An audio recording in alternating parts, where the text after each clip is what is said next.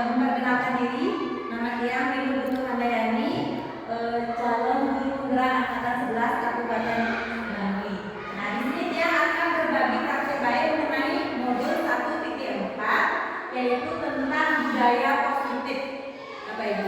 Nah, namun sebelum lanjut ke materi yang telah dia mendapatkan di pendidikan calon guru penggerak, untuk studi kiranya Bapak Kepala Sekolah memberikan sambutan. Untuk Bapak, saya persilakan. Baik, terima kasih atas waktu yang diberikan kepada kalian. Yang terhormat rekan-rekan guru beserta pegawai yang telah hadir, telah meluangkan waktunya untuk hadir dalam kesempatan ini. Sebelum acara yang baik, mari kita bersama-sama berdoa dengan mengaturkan sama dari majelis. Om Swastiastu. Pertama-tama yang menyampaikan banyak-banyak terima kasih kepada Buluk selaku CGP yang sudah melaksanakan tugas dengan sangat baik dalam mengikuti program CGP yang ke-11, sehingga apa yang kita harapkan ke depan nanti kita mampu meningkatkan kualitas pendidikan di SDN Batu Tangki. Untuk kedepannya kita minta di teman-teman yang lain mengikuti jejak Buluk Handayani sebagai calon CGP angkatan ke-12. Nanti akan yang SK-kan siapapun itu siap tidak siap harus siap ke perintah dari Pak Habib untuk mengikuti CGP angkatan ke-12 dan ke-13 menurut informasi. Saya selaku kepala sekolah sangat berterima kasih kepada guru sudah mampu mendorong teman-teman untuk meningkatkan kualitas pendidikan di SDN. Hanya itu yang dapat saya sampaikan. Apa yang menjadi harapan di masa depan mampu kita laksanakan dengan baik. Baikkan teman-teman Om Santi. Ya, baiklah, terima kasih kepada Bapak Kepala Sekolah. Dan untuk selanjutnya, mohon maaf juga Bapak Ibu guru sebelumnya untuk kali ini yang tidak menggurui ini yang lakukan sebagai berbagi praktik atas apa yang telah yang dapatkan, pelajaran apa yang telah yang dapatkan di pendidikan calon guru penggerak.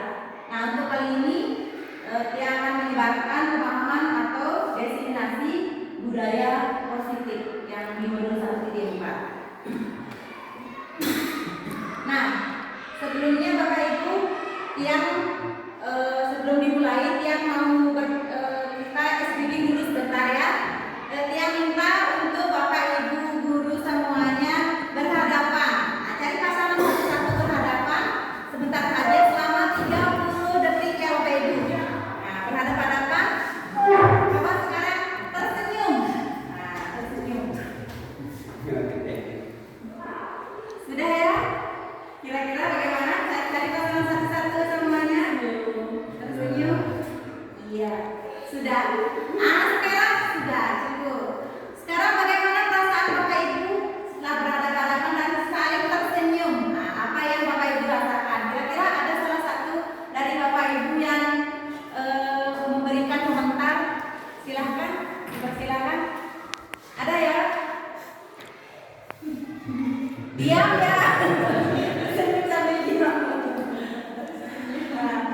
Nah, ini Bapak Ibu itu kita supaya pada kesempatan ini kita tidak merasa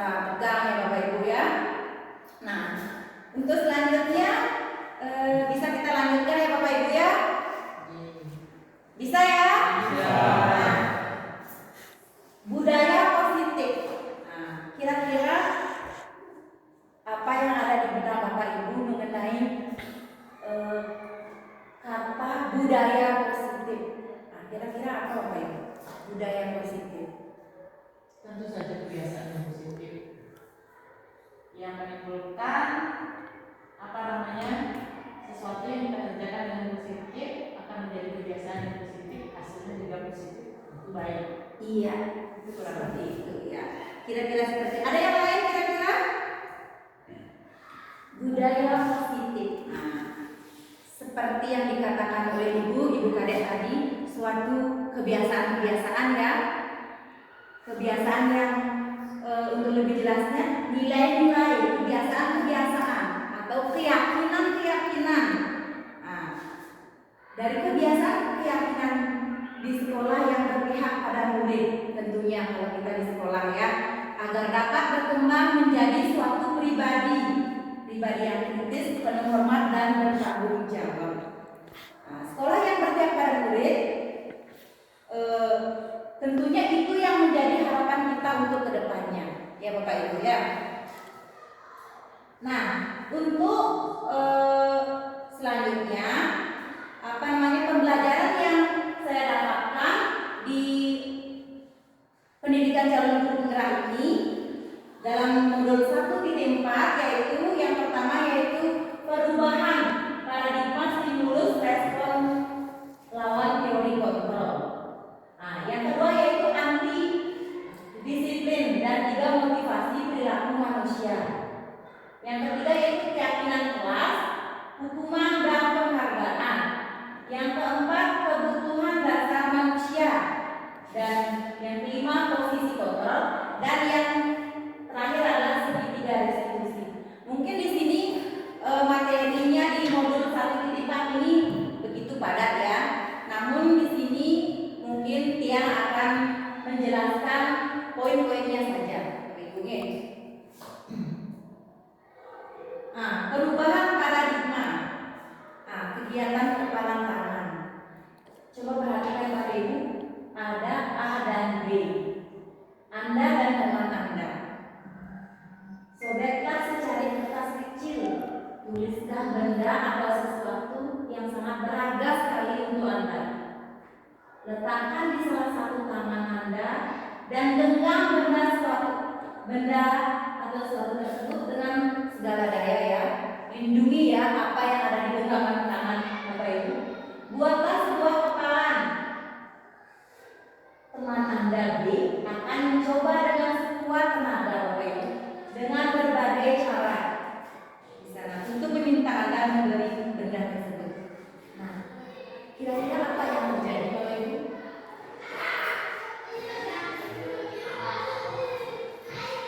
Kira-kira apa yang terjadi? Ada yang tahu ya kira-kira apa yang terjadi?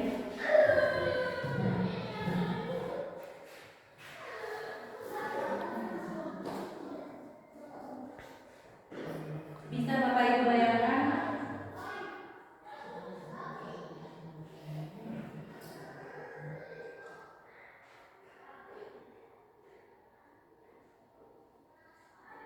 Bisa? Perubahan paradigma teori kontrol, ilusi kontrol, ilusi guru mengontrol muridnya, ilusi bahwa kritik dan membuat orang merasa bersalah dapat menguatkan karakter, ilusi bahwa semua penguatan positif, efektif dan bermanfaat, ilusi bahwa orang dewasa itu memilih hak untuk memaksa. Betul tidak kira-kira?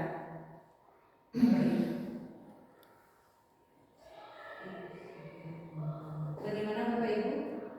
Nah, itulah yang saya dapatkan saat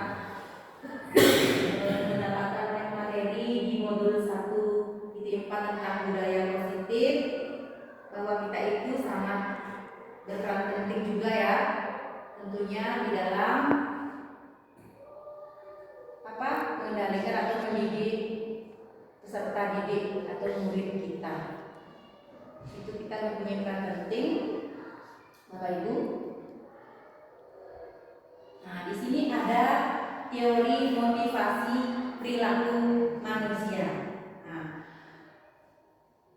di sini ada motivasi eksternal dan motivasi internal ya. Eksternal tentunya motivasi eksternal itu adalah datang dari luar, dan motivasi internal datang dari dalam diri masing-masing. Nah, di sini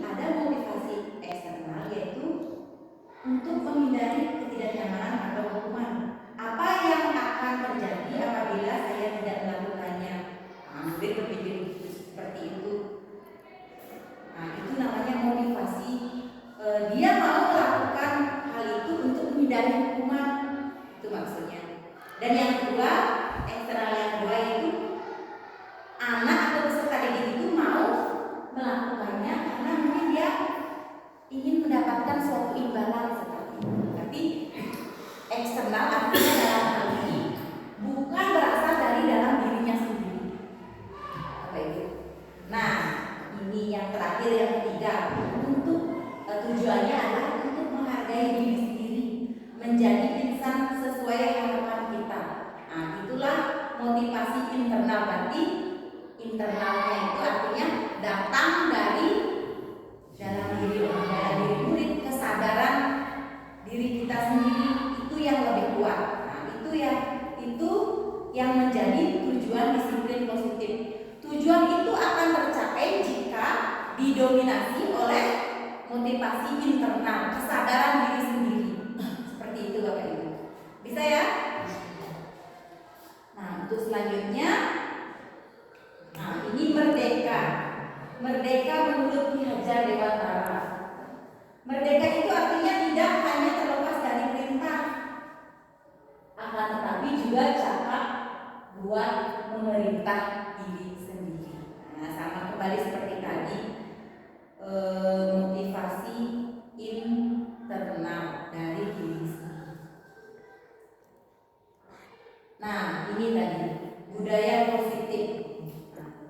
Bapak Ibu, sebelumnya saya mau bertanya, kenapa di sana ada budaya positif di lingkaran Kalimantan ya? Selanjutnya lingkungan positif.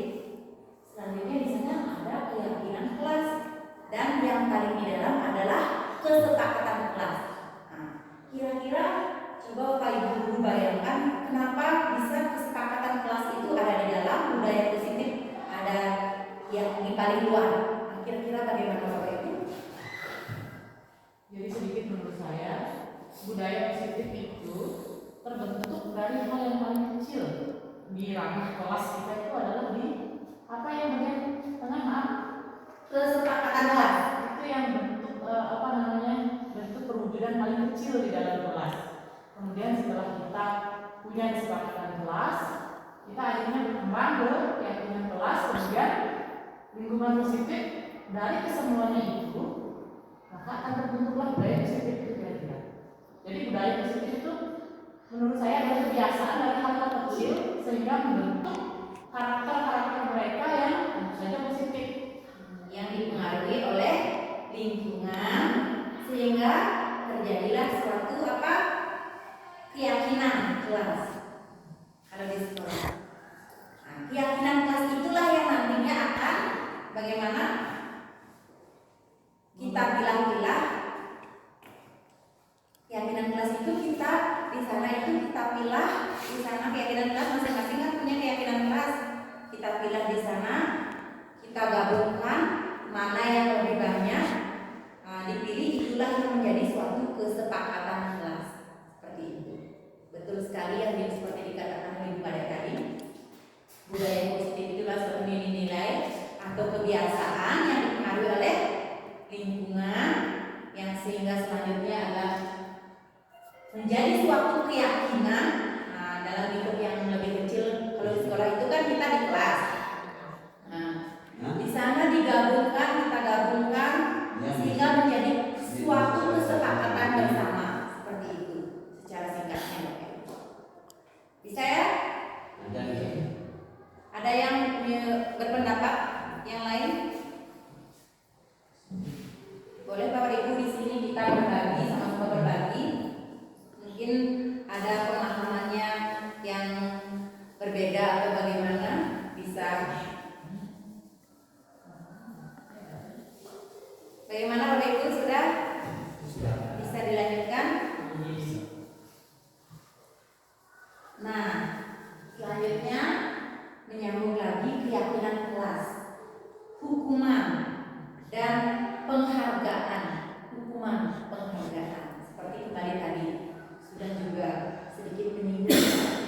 Mengapa tidak peraturan saja? Mengapa harus keyakinan kelas? Kalau dulu mungkin sering kita lihat peraturan ya. Kalau sekarang mengapa tidak peraturan saja? Mengapa harus keyakinan kelas? Nah, di sana contohnya, mengapa kita memiliki peraturan harus menggunakan helm bila mengendarai kendaraan roda dua?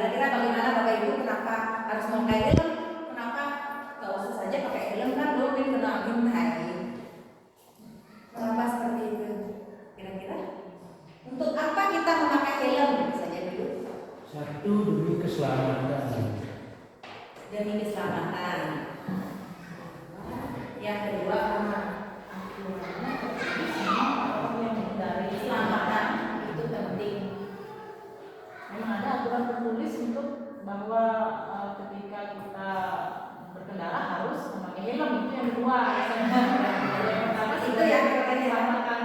Iya.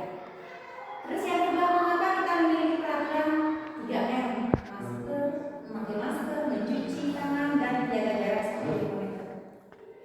Kan itu pasti ada alasannya kan? Kenapa harus pakai masker? Apa alasannya? Kembali lagi untuk keselamatan, Untuk kesehatan, iya seperti itu. Mengapa kita memiliki peraturan harus datang tepat waktu? Misalnya, saya menuliskan 3 contoh di sana.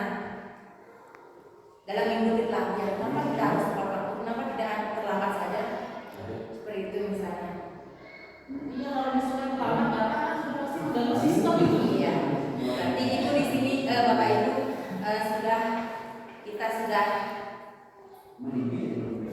memahami ya bahwa di sini untuk mendukung motivasi intrinsik itu kembali ke nilai-nilai atau keyakinan-keyakinan, lebih menggerakkan seorang dibandingkan mengikuti serangkaian peraturan-peraturan seperti itu. Nah, seperti itu. Betul sekali tadi. Kita semua sudah tahu ya, memakai helm itu kan untuk kesehatan, untuk keselamatan. Salah satu mengapa kita memiliki peraturan 3M itu juga sama untuk kesehatan. Artinya di sana kita sudah punya mengapa kita melakukan itu, kita sudah punya tujuannya ya, tujuannya yang pasti seperti itu Bapak. Nah, di sini lanjut tentang keyakinan. Di sini saya memberikan contoh tentang kesepakatan kelas. Ini mungkin kesepakatan kelas yang sudah jadi ya Bapak Ibu ya. Tentunya sebagian besar juga Bapak Ibu mungkin sudah pernah melihat contoh-contohnya di YouTube atau di di Google ya Bapak Ibu ya pastinya. Nah, ini kesepakatan kelasnya. Nah, ini mungkin ini sedikit yang dapatkan di pendidikan guru penggerak, yaitu langkah-langkahnya di sini. Nah, contohnya misalnya di sini selalu kembalikan buku ke tempatnya. Kan itu misalnya persetujuan anak-anak. Kita kan di kelas itu membuat keyakinan kelas itu bersama ya, kolaborasi dengan anak-anak karena mereka yang akan nanti menggunakannya di dalam keseharian mereka seperti itu, Bapak Ibu. Nah, selalu kembalikan buku ke tempatnya. Itu keyakinannya, kata kebajikannya yang dituju kita secara apa namanya? Kita lihat di sana selalu kembalikan buku itu kan termasuk apa? Tanggung jawab. Nah, seperti itu ini contoh-contohnya. Misalnya hadir di sekolah 15 menit sebelum pembelajaran dimulai seperti itu. Nah, menghormati orang lain. Komitmen pada tujuan. Nah, dia anak itu mempunyai komitmen seperti itu. Kita itu memiliki komitmen. Yang selanjutnya dilarang melakukan kekerasan. Keselamatan ya, dilarang melakukan kekerasan kan itu demi keselamatan. Nah, kata kebajikannya itu keselamatan. Nah, juga menghormati orang lain. Dilarang menggunakan narkoba, seperti sama yang tadi dilarang memakai apa tadi? Seperti yang tadi itu contoh yang tadi kan Memakai masker. iya, memakai masker seperti itu kan juga demi kesehatan. Selanjutnya bergantian atau menunggu giliran, itu juga menghormati. Bisa Bapak Ibu lihat di slide. Nah, di sana ada gunakan masker. Jangan berlari ke kelas atau koridor. Itu juga keselamatan anak-anak ya. Seperti itu. Langkahnya seperti ini kita membuat nanti di kelas, Bapak Ibu. Nah, setelah kita setujui tadi ya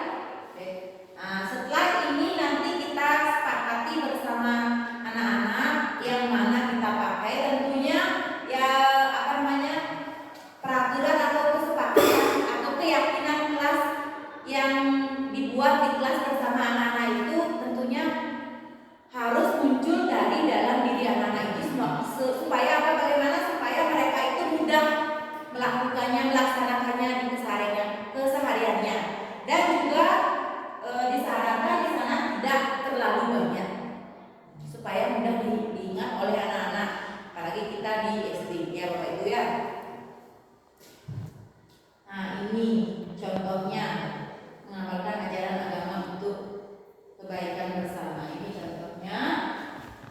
Bapak Ibu nanti bisa Bapak Ibu terapkan di kelas masing-masing.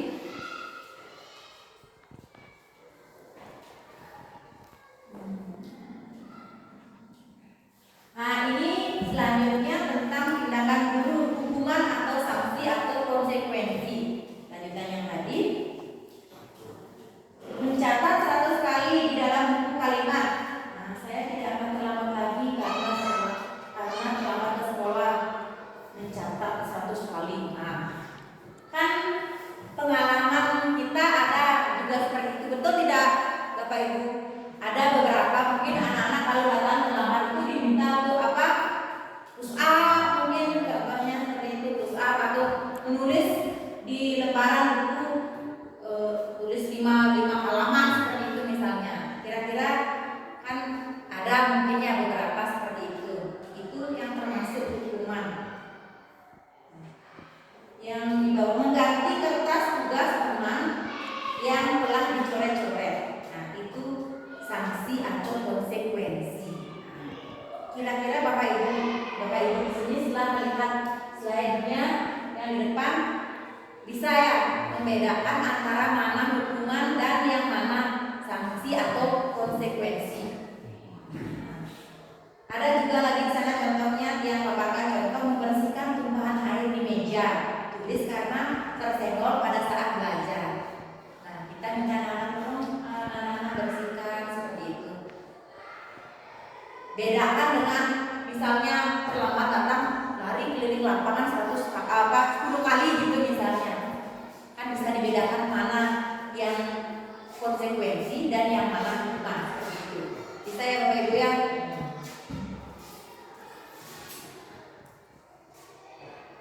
Nah, ini perbedaannya.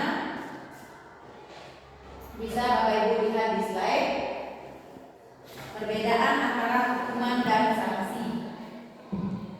Nah, di sana kalau hukuman itu sesuatu yang menyakitkan harus terjadi. Betul tidak Bapak Ibu? Kalau konsekuensi itu sesuatu yang harus terjadi. Nah, kalau hukuman membuat anak itu sakit hati, mungkin dendam. Nah, diminta push up 10 kali sampai pegal-pegal, pasti anak itu akan merasa dendam, merasa dipaksa.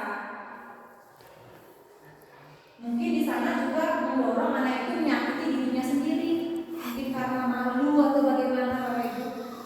Kalau sanksi atau konsekuensi itu anak itu menghargai disiplin, dia itu akan taat, mendorong anak itu agar mudah menyelesaikan diri.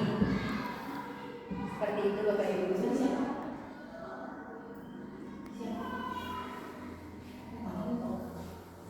Bisa ya dibedakan ya Bapak Ibu ya? Bisa dilanjutkan ya?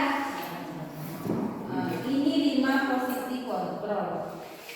5 posisi kontrol itu terdiri dari penghukum seperti tadi, pembuat orang merasa bersalah, teman, pemantau, dan manajer. Penghukum. Di sana ciri-cirinya ada suaranya tinggi Bapak Ibu. Bahasa tubuhnya, matanya melotot. Kira-kira seperti itu. Dan jari menunjuk-nunjuk atau mengupdate kamu ini. Otomatis di sana mungkin anak-anak kita kalau dilakukan dengan posisi kontrol ini, mereka itu akan merasa sakit hati. Mungkin di sana itu mereka akan dendam. Bagaimana perasaan murid bila guru berbicara seperti itu? Kira-kira tentunya sakit hati seperti yang saya sebutkan tadi. Selanjutnya, ini yang dijelaskan tadi, membuat orang lain merasa bersalah. Ada suaranya memang keras ya. Pernah tidak Bapak Ibu kira-kira melakukan hal seperti ini kepada anak didiknya? Kira-kira pernah tidak? Mengelas. Tadi kami itu contohnya seperti ini, adik kami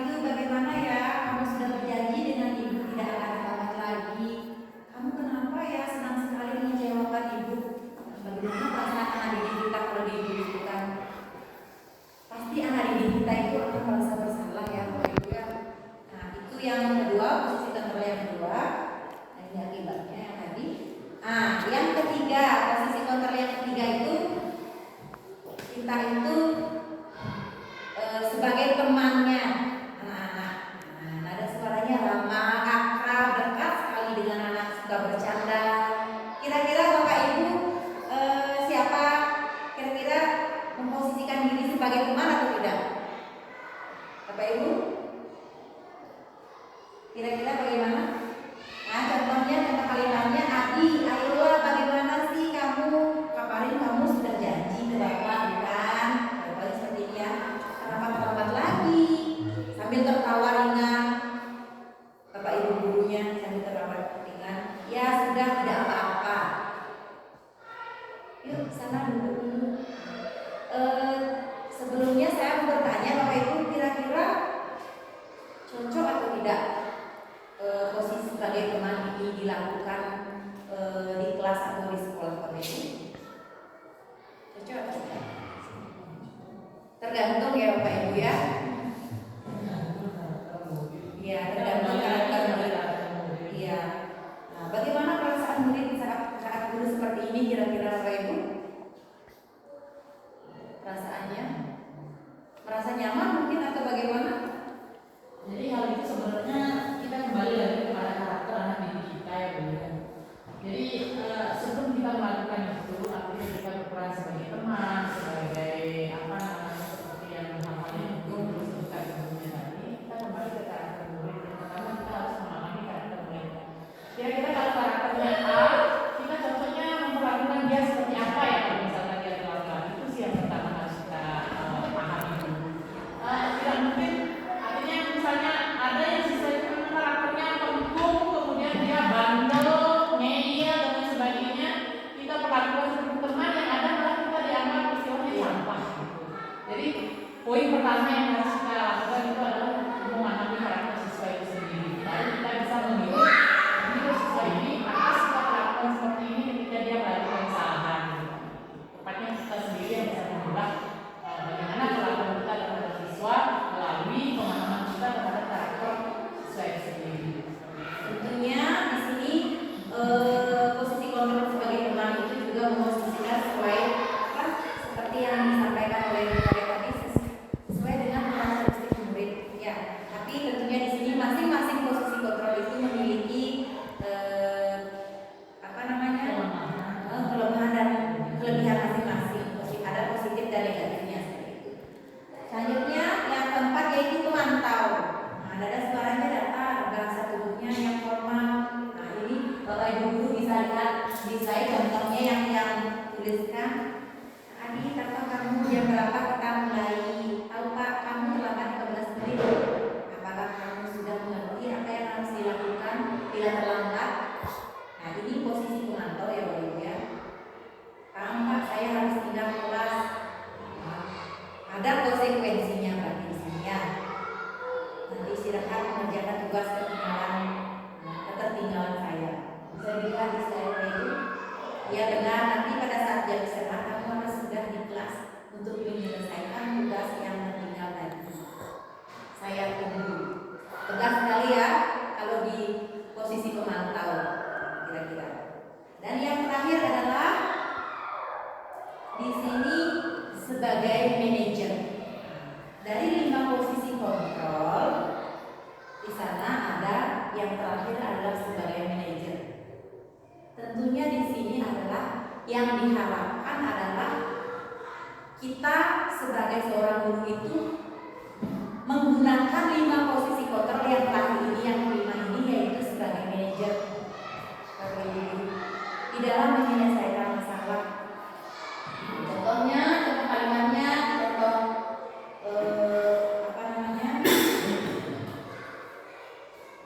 Ada suaranya tulus, bahasa tubuhnya tidak kaku, mendekat ke murid dengan cara-caranya tersendiri. Ya, bisa dilihat. Apakah kamu menanggapi jam berapa sekolah? Lihat contoh-contoh caranya bertanya atau caranya mendekati siswa seperti di slide itu. Nanti tambah Pak, Pak jam 7 bisa dilihat Bapak Ibu. Nah, bagaimana perasaan murid yang diperlakukan seperti ini? Kira-kira bagaimana Bapak Ibu? Baik, itu bisa dilakukan. Apa besok akan ada masalah untuk kamu agar bisa hadir tepat waktu di sana? Bedanya adalah itu kita mengharapkan siswa untuk memberikan solusi pada siswa bagaimana cara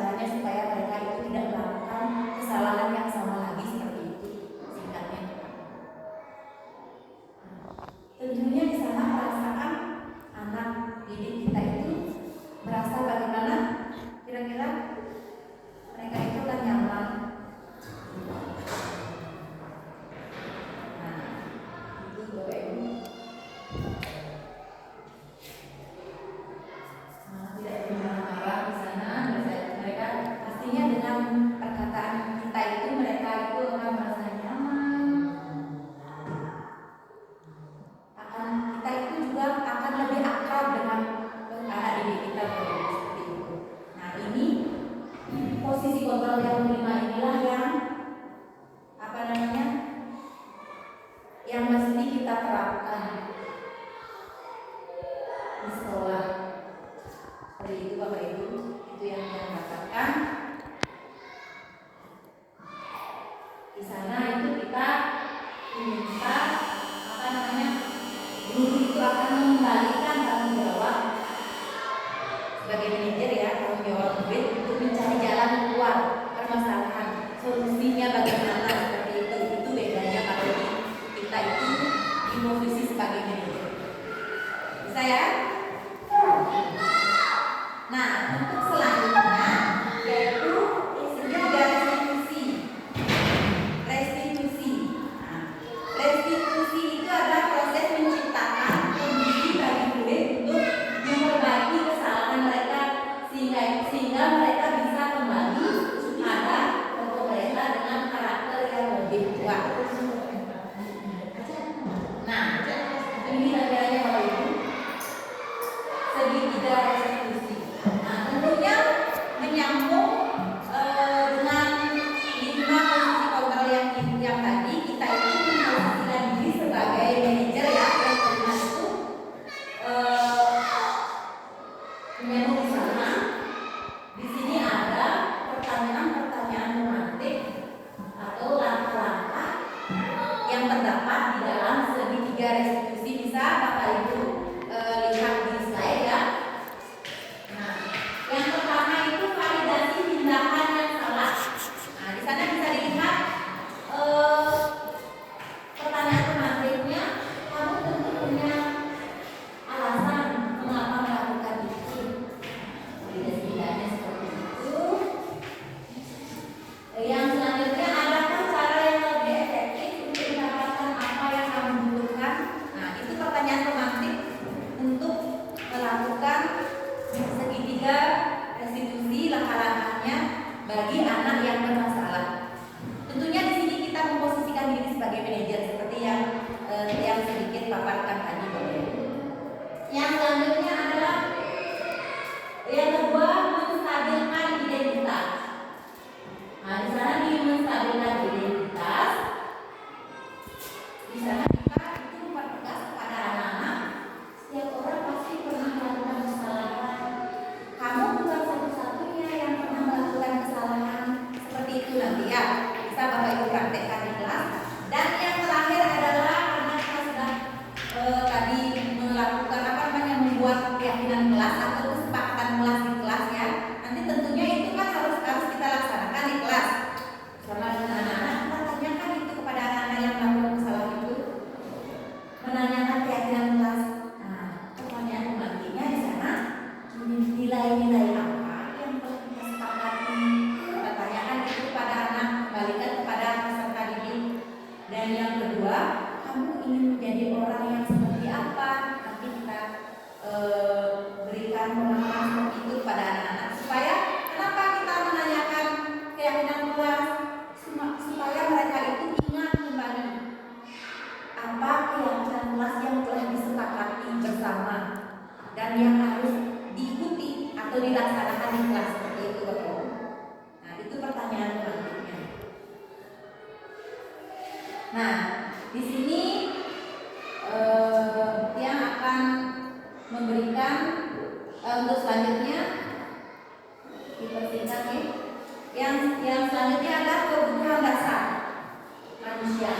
Nah, untuk contohnya nanti untuk contoh segitiga restitusinya nanti yang ditayangkan di akhir ya Bapak Ibu ya. Untuk selanjutnya, materi selanjutnya adalah kebutuhan dasar manusia. Kita mempunyai kebutuhan dasar di sana. Tentunya yang pertama yaitu adalah yang paling tengah, bertahan hidup. Untuk bertahan hidup kita di sana memerlukan apa? Cinta kasih, tentunya itu sudah pasti ya Bapak Ibu ya. Cinta kasih atau rasa memiliki dan dimiliki. Kesenangan, kebebasan, tentunya kita juga harus berhak ya memiliki kebebasan. Dan penguasaan itu sudah pastinya Bapak Ibu sudah paham. Nah, ini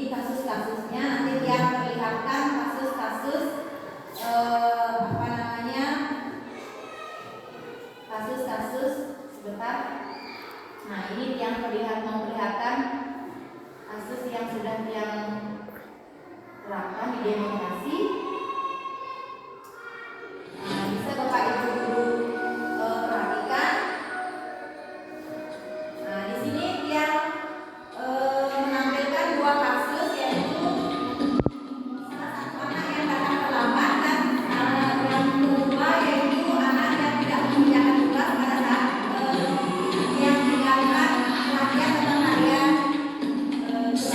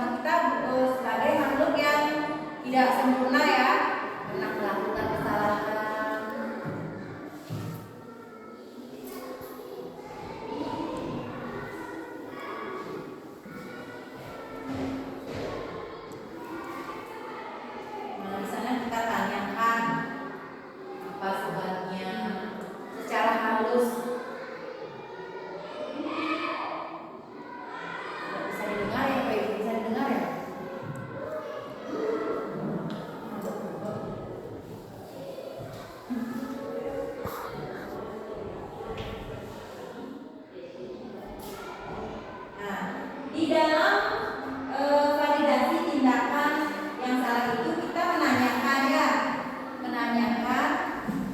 di sana anak-anak kita minta bercerita kenapa hal tersebut bisa terjadi, apa penyebabnya dia itu bisa terlambat.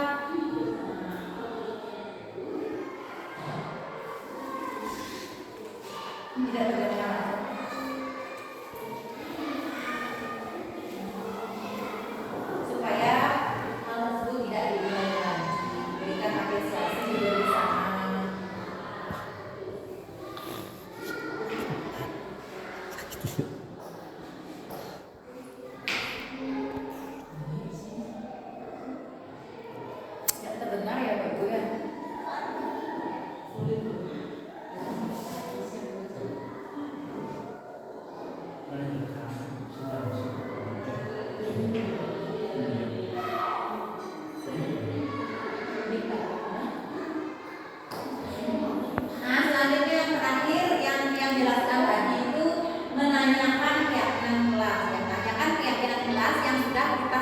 Yang sudah kita buat bersama dengan siswa di kelas.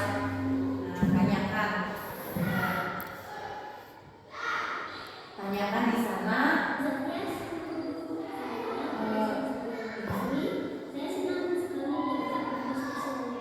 Tanyakan di sana. Yang terakhir di sana tadi kan menanyakan keyakinan kelas. Tanyakan di sana keyakinan kelas apa kira-kira yang sudah disepakati itu yang dilanggar oleh peserta didik kita. Tanyakan di sana apa solusinya, masalah kedepannya supaya supaya kesalahan mereka itu tidak diulangi lagi. Seperti itu langkah-langkahnya. Kira-kira seperti itu Bapak Ibu. Bagaimana Bapak Ibu, ada yang berpendapat atau bagaimana? Kira-kira bisa dipahami atau bagaimana? Ada yang ditanyakan kira-kira? Bagaimana Bapak Ibu? Bagaimana Bapak Ibu? Sudah ya Bapak Ibu?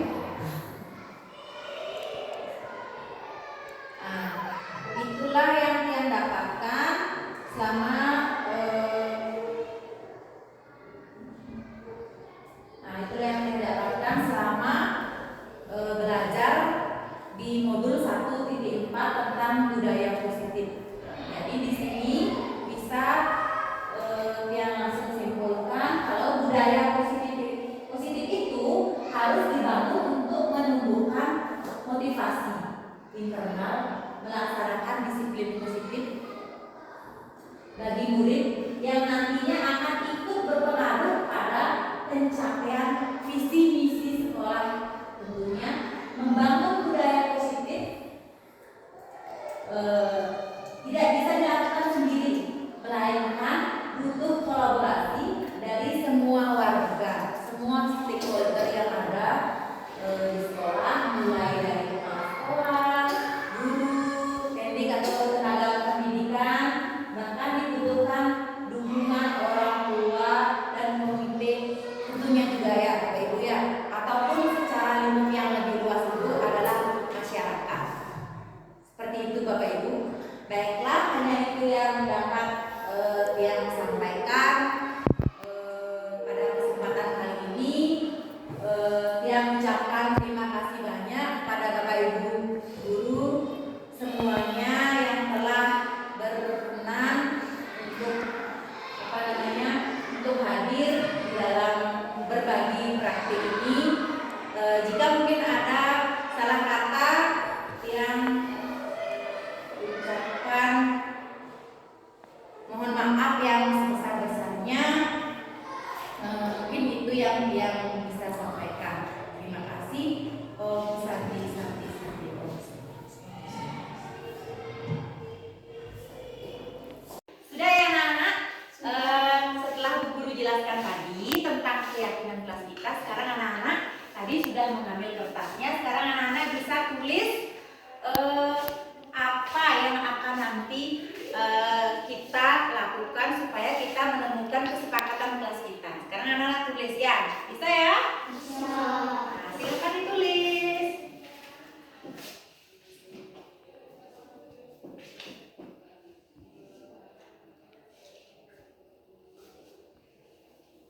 Sudah ya?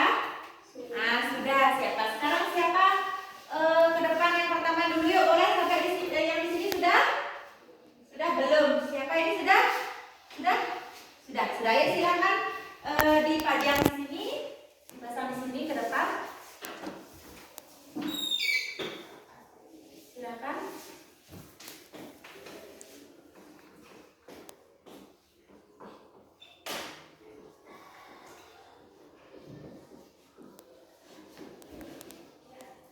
Ya.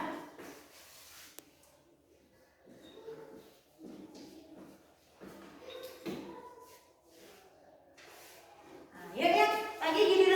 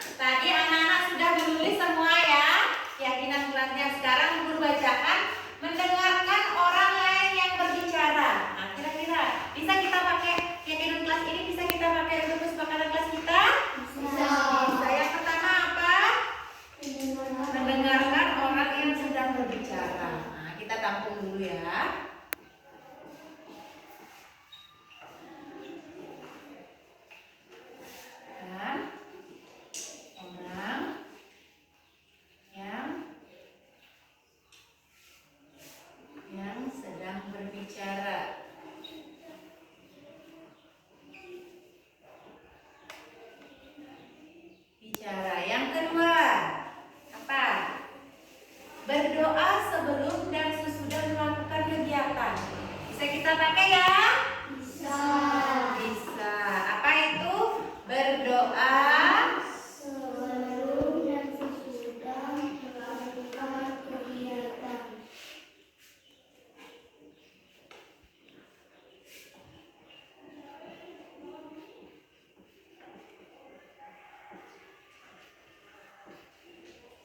Kegiatan. Nah, yang ketiga. Yang ketiga, membuang sampah pada tempatnya.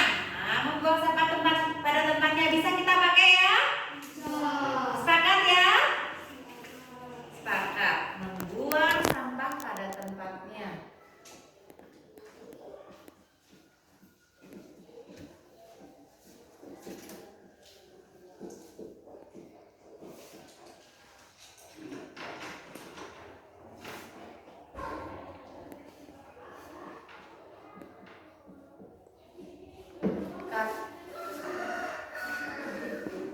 Udah ya.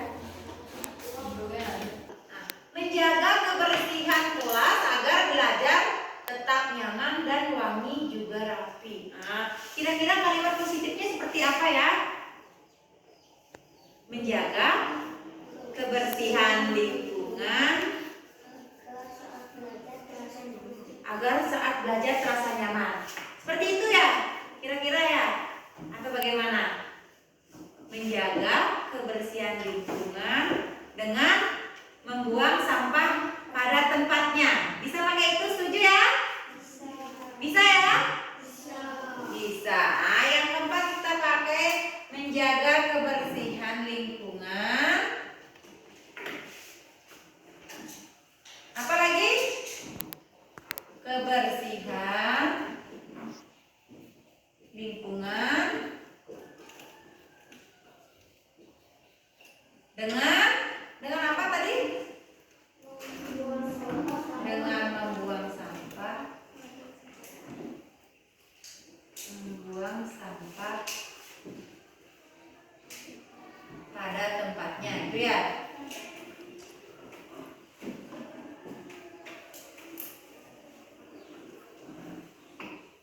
Nah, seperti itu ya. Nah, yang pertama, berdoa dan sesudah berdoa sebelum dan sesudah melakukan kegiatan. Bisa kita pakai ya? Bisa. Bisa. Nah, berdoa apa? Sebelum dan sesudah melakukan kegiatan.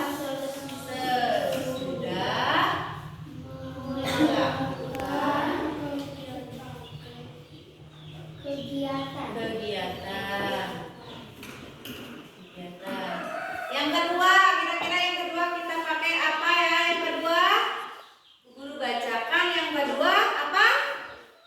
Yang kedua apa? Memakai seragam yang rapi. Apa?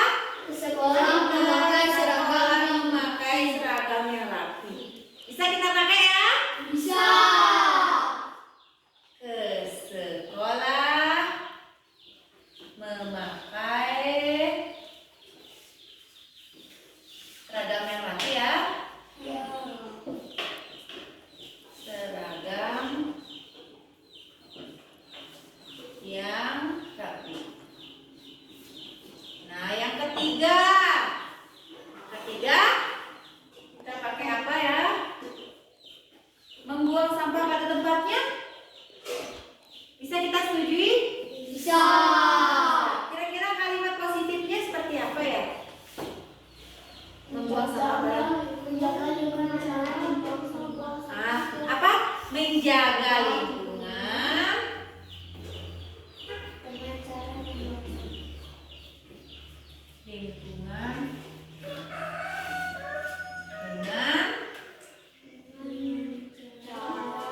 dengan membuang sampah pada tempatnya ya.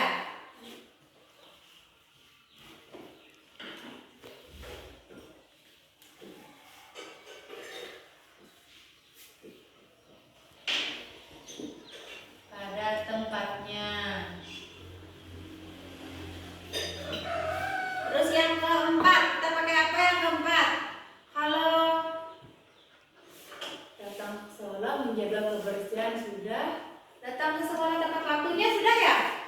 Belum, Bu. Datang ke sekolah tepat waktu. Di sini ada. Bisa kita pakai?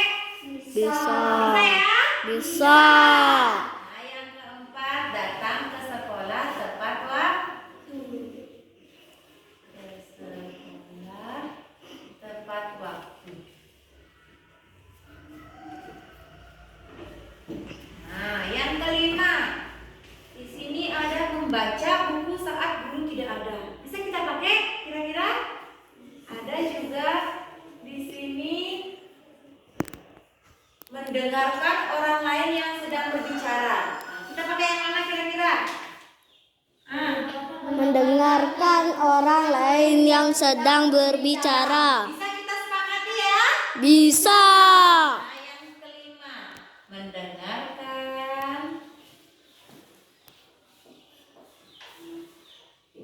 orang lain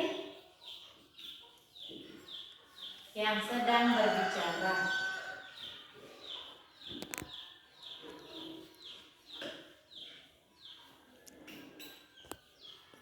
Ada lagi? Ada lagi mungkin? Ada lagi mungkin? Boleh? Boleh dikatakan. Ah, di sini ada juga tidak membuli sesama teman. Bisa kita pakai ya? Bisa. Bisa setuju semuanya? Setuju. Benar ya? Iya. Tidak. Apa? Tidak membuli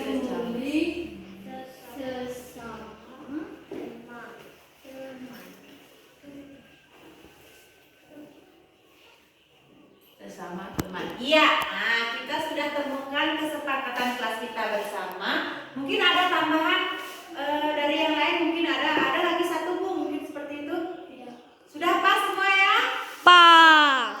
Ya, jadi inilah kesepakatan kelas kita, kesepakatan kelas 5 yang harus anak-anak apa? Lakukan. Nah, ini semua ini adalah datang dari diri anak-anak sendiri. Maka dari itu anak-anak harus bagaimana? Melakukannya, mengikutinya supaya kelas kita menjadi kelas yang bagaimana? Kelas yang disiplin, kelas yang bertanggung jawab. Ya. Om Swastiastu, perkenalkan nama saya Kadek Sri Puspagayatri. Saya sangat senang diajak membuat keyakinan kelas. Saya juga merasa lebih disiplin setelah membuat keyakinan kelas itu. Sekian dari saya, terima kasih. Om Santi Santi Santi. Om Swastiastu, nama saya Niputa Ariantilika Putri. Perasaan saya saat membuat keyakinan kelas adalah sangat senang karena dapat membuat keyakinan kelas bersama teman-teman, dan saya berharap keyakinan kelas itu bisa mendisiplinkan saya dan teman-teman. Om Santi Santi. Sekian dari saya, terima kasih. Om Swastiastu. Saya selaku Kepala SDN Batukang mengucapkan terima kasih kepada semua guru, begitu juga siswa yang telah bergerak dan menggerakkan serta menerapkan budaya positif di lingkungan SDN Batukang sesuai dengan visi misi sekolah, sehingga apa yang diharapkan dapat terwujud dengan baik serta mampu mengubah pola lama menjadi mindset ke yang lebih baru. Demikian yang dapat kami sampaikan, sehingga apa yang diharapkan dapat terwujud dengan baik. Sekian dan terima kasih. Om Santi Santi Santi Om.